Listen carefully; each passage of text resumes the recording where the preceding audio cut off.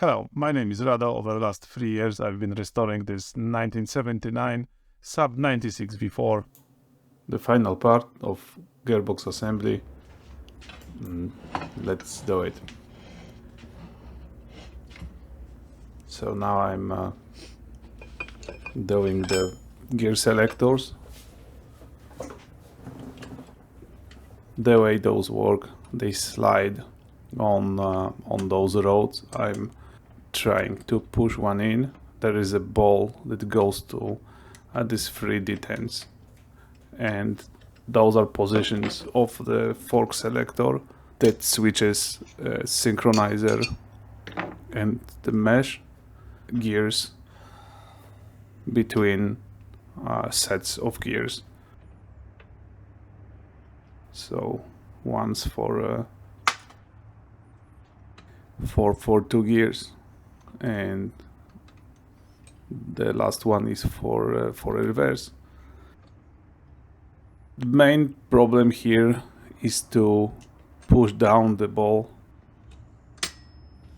then allows you to feel how it slides between those detents. You kind of feel gears being switched, and it's being pushed by pretty strong spring.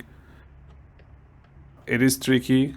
I was actually looking for this ball when it just shoot out from its detent.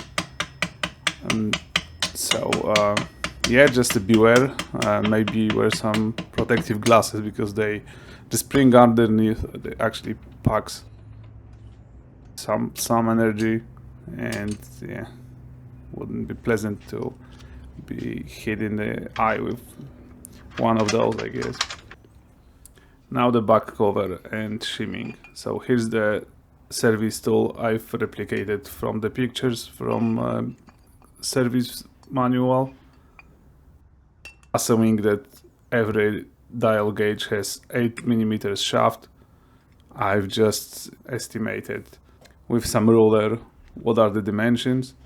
Double check them with the gearbox itself. What the deal here is, of course those bearings are made within some tolerances, and it's just not doable for them to be identical. So you have to measure after assembling everything, torquing to the spec, as I was showing in the previous episode. You have to measure how far they kind of stick out, and then appropriately shim the back cover so they don't have the room to move, because otherwise they will just slide back towards the cover. So you have to measure how deep sit here, and then you have to measure how far the bearing surface is sticking out. So originally there were shims in 3 different thicknesses. It was 0.1, 0.15 and 0.30, and I've just bought some shim stock to have them done. Well, unfortunately none of the shops around that offer laser cutting and stuff like this were able to make those, or just didn't want the hassle, I don't know. So I've just cut them with scissors. This is pretty mild stock. It's a stainless steel shim stock. So I've bought 0.1 and 0.15, and yeah, just measuring as I've shown you. You have to use a part of the gasket with the same thickness. It's 0.3. Originally it was 0.3 millimeters. So that's the thickness also I've used.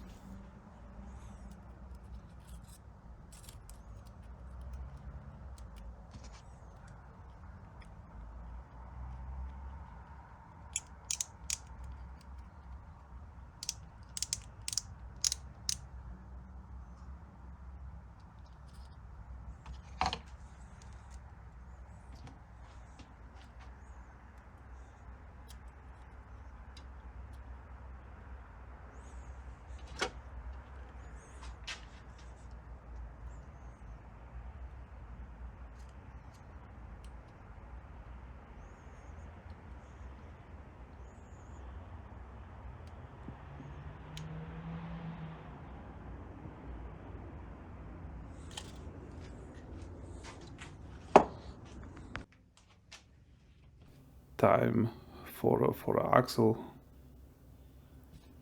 and the differential mechanism. Not really much to it. I've just cleaned it. It kind of accumulated some grime there. You don't have to, if you're not changing the ring gear, just you don't have to unscrew all these bolts.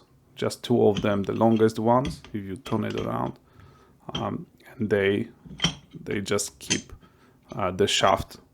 Differential mechanism. There's just like a small axle that keeps the gears there. I'm just trying to fit one of my bearing pullers here to take this big bearing out.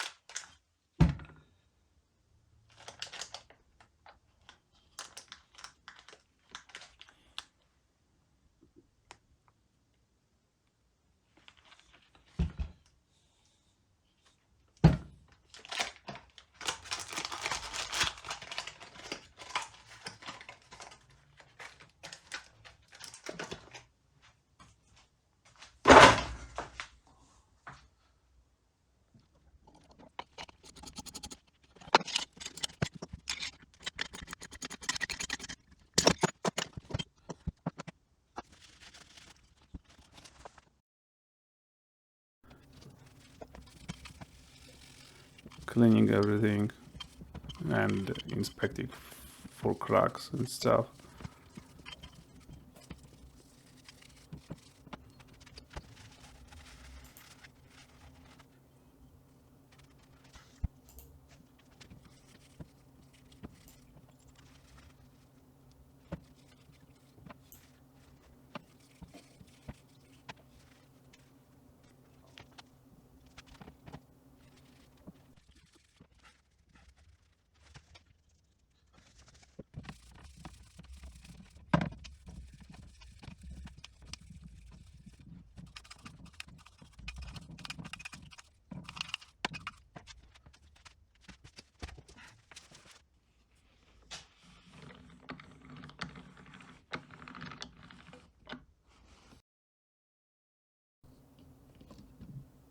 Retorquing all of those to the spec. It's a bit of hassle to get this all torque. There's really not a good way to grab it. You can try put it back in a gearbox and without putting one of the holders, and then try to torque it like this. Okay, so that's assembled, and honestly the torquing spec for those is pretty high, especially that you're going with steel bolts to aluminum case, and it just felt you know, like it's really on its limit, but well, that was the spec. So I'm trying to position the dial gauge here to check the backlash between the pinion and ring gear.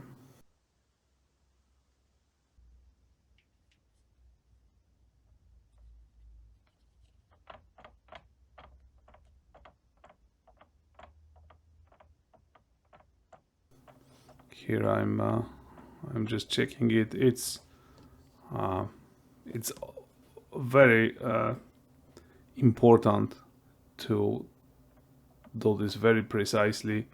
It's supposed to be 0.15 millimeters of a backlash.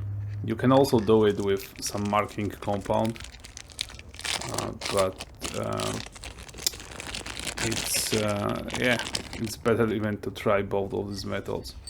So depending on what's the result, you have to either shim the pinion, which at this point would be really a hassle.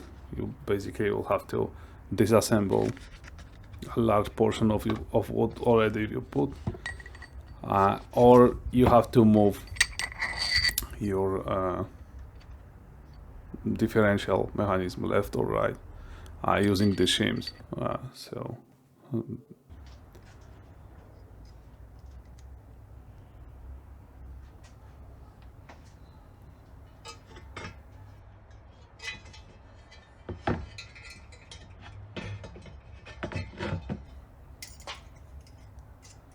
Assembling the clutch bell side of it.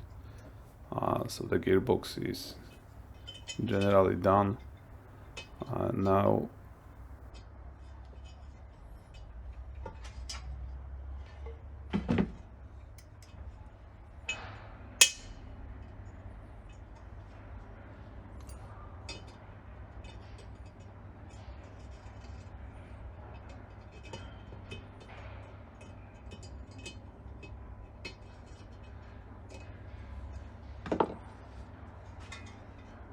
start assembling it. Here I'm just checking I have everything fits.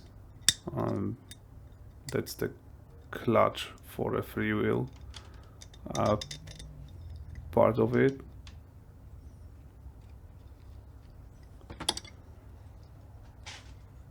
And yeah, so that looked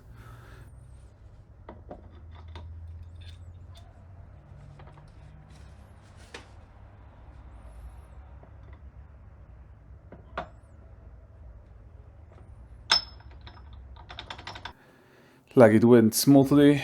And here's the thing that actually gave me the biggest headache in this whole overhaul. So up to this point everything was just going great, with more or less effort to do it, but here I'm just I actually got it from one of the fellow Saab owners, because mine was broken. So one of these lobes broke and had to be replaced. So I'm just cleaning it up.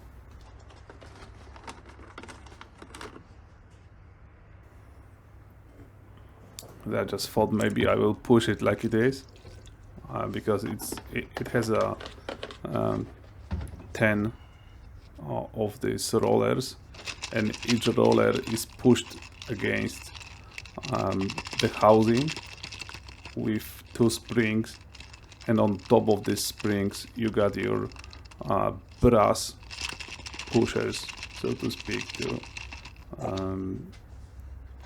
just slide on it.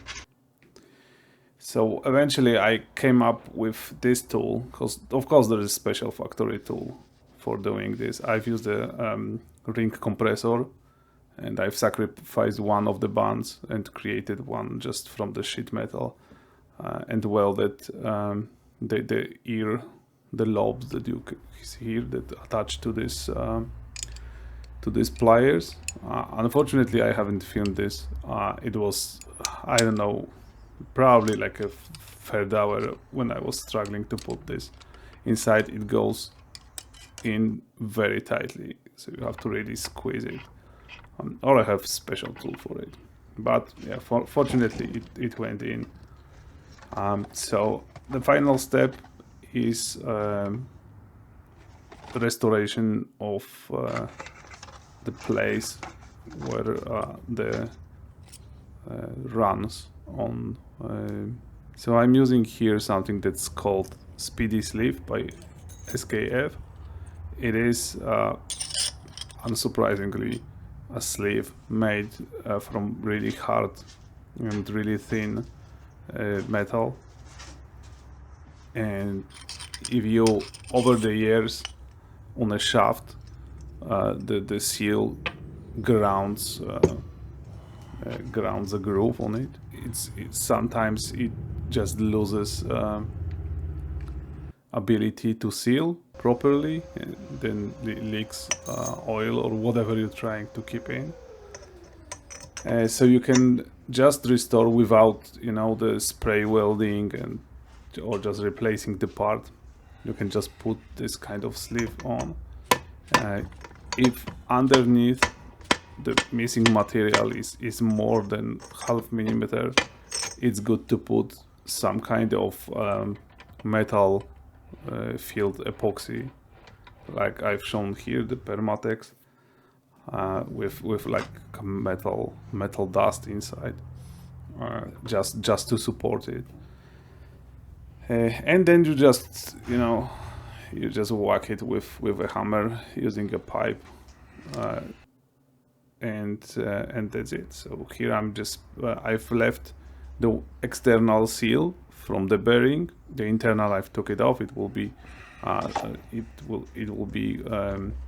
just using the gearbox oil to lubricate and just to double protect it from the outside. So here you have a lot of dust and grime from your clutch, rubbing against the clutch plates. So on top of this, I've also put the seal. And yeah, you have to remember to put some grease on it, otherwise it will just get used much sooner.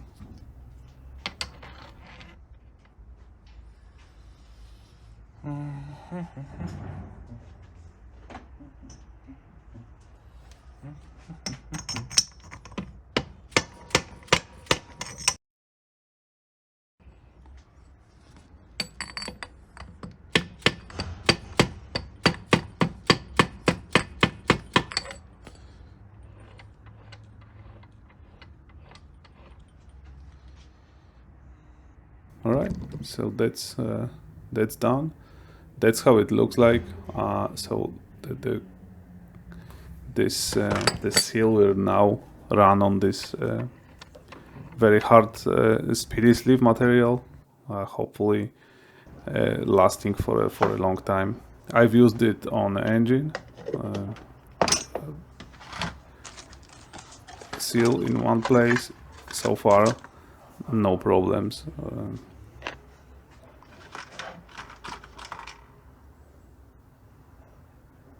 That's the same stuff. They come with really a lot of ranges of diameters, so for most applications you can find the appropriate one. All right, here's the one fixed, and here it is mounted to the gearbox, so it will seal nicely. I really don't like pressing or putting those in. Broke few of them in many of times I was putting them, so just as a sealant and for the time of putting them as a lubrication on a sidewall, I'm just putting a little bit like a smear of some polyurethane sealant, like Renzo seal by Victor Reigns, for example.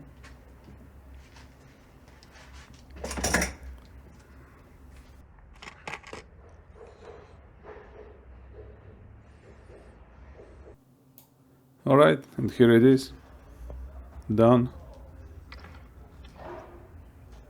Not counting, you know, the research and however time it took me to gather all the bearings and all this, you know, speedy sleeves, the seals and stuff like this. Just putting this gearbox together took me probably 3 days of working 8 or more hours up till late night. And yeah, as you can see here, it was all prepared to put it back. And 2 a.m. the day we were supposed to start in some historic rally, so it was 2 a.m. and 10 a.m. we were supposed to start. I've just broke out one of the exhaust studs. So here's the engine covered with the flame resistant blanket for the time of welding. There was still some gas probably in the carburetor, and of course engine oil is also flammable, so you have to be extra careful welding this. So welding on the nut and trying to take it out in, you know, the usual manner. As you can see, didn't really work out, so I had to buy these strut extractors, for which I really took them as a gimmick, but they actually worked really nice. So here I'm just, you know, just checking if it will go, turn it left and right, and here it was actually pretty soft at this point. So I was thinking like, okay, so I'm just probably either tearing the thread out of the head, or I'm just you know, or it will break. But as I started to turning it, it actually went out pretty smoothly. So I go ahead and I've just removed all of them while I was at it, because you never know when the next one will break, and probably with my luck it will be just after I've replaced this one. So it worked pretty well.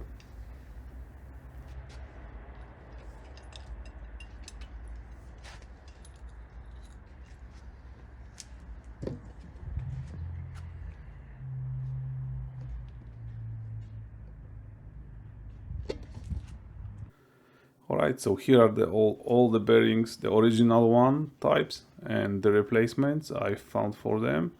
So you can, if you're in the same process, you can just reference those.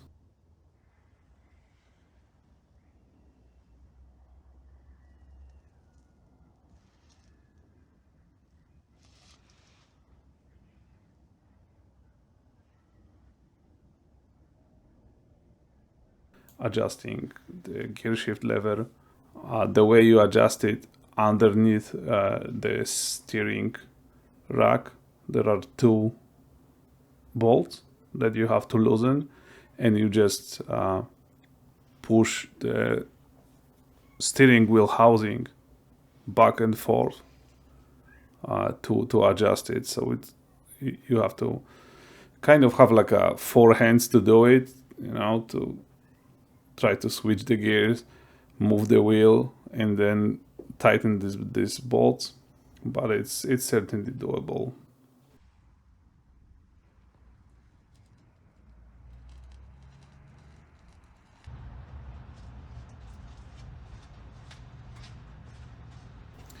And yeah, that's about it. So the overhaul is done. Very happy with the results. The gearbox is noticeably more quiet, And yeah, besides this broken start, everything went smoothly. As I was saying, it was probably 3 days of work. And yeah, thanks for watching. See you on the next one. Bye.